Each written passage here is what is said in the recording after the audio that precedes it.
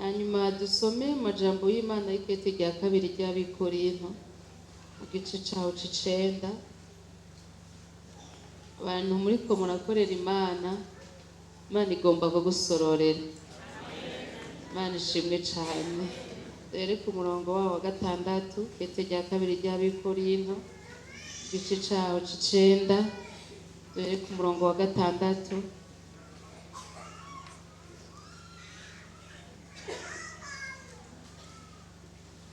Aravuga ngo ariko ico mvuga ngiki, ngo ubiba nke azokwimbura bike, ubiba nyinshi azokwimbura vyinshi.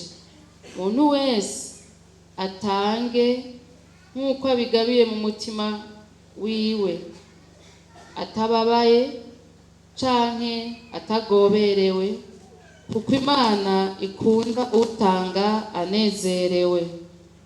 Kandi Imana ishobora kubasaza ko ubuntu bwose, kugira ngo murushirize gukora ivyiza vyose, mufise ibibahagije muri vyose.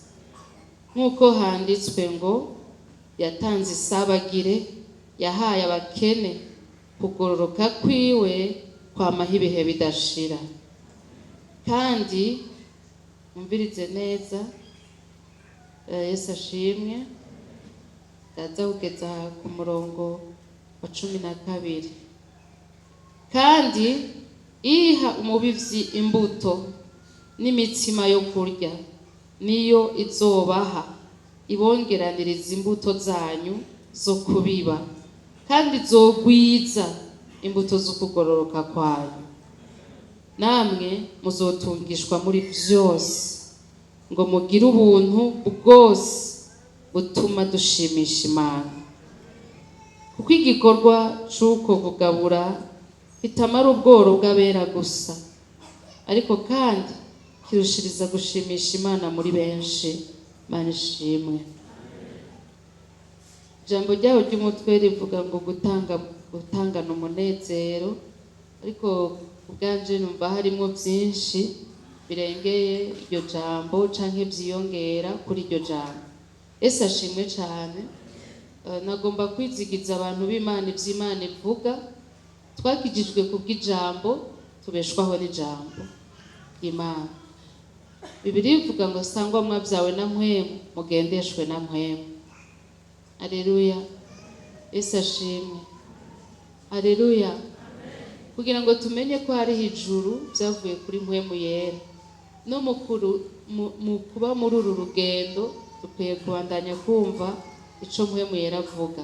Rero uku gukorera Imana turiko turagira mu mashikanwa dutanga, nagira ngo dusubire twizigire ivy'Imana ivuga, kandi ngo ni ryiza ijambo riziye mu gihe caryo. Imana ishimwe cane. Haleluya. Rero nagira ngo nitije ijambo ry'Imana canke nshigikiwe n'ijambo ry'Imana na mpwemu yera atumanyagurira uyu mutima, akadukuriramwo ibidukwiye ku munsi. Nkuyemwo muri uyu mutima ico mpwemu yera atanga, nagomba gukwatura ko ikijumbu c'umurimyi.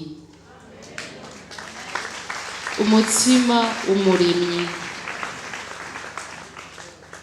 Umuzotungishwa muri vyose, izobasaza ko ubuntu bwose, ibahe ibikenewe vyose, muyikorere mumerewe neza.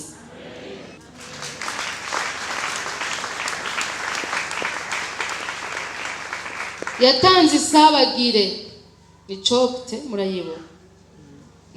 Cokte. Yatanze isabagire, yahaye abakene, kugororoka kwiwe kwamaho ibihe bidashira.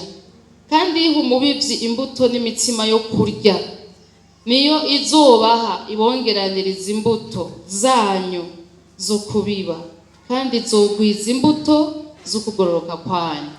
Reka twakire igica kabiri, ugwirizwa imbuto zo kubiba.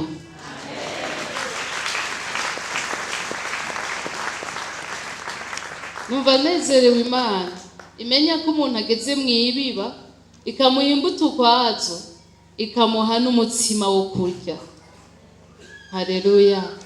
Yesu ashimwe cane. Rero turakiriye mu izina rya Yesu ivyo kubiba n'ivyo kurya tuyikorere dusazwe ko n'ubuntu bwayo, ngo kandi tuzotungishwa nayo muri byose. Ntitugomba gukorera Imana umuntu akamera nk'uwasangukiye ku rugendo, ahubwo muri uku gukorera Imana kwacu dusengere gukura no gukomera mu buryo bw'impwemu. Haleluya! Ibyo dukora byose tugende dukura mu mpwemu,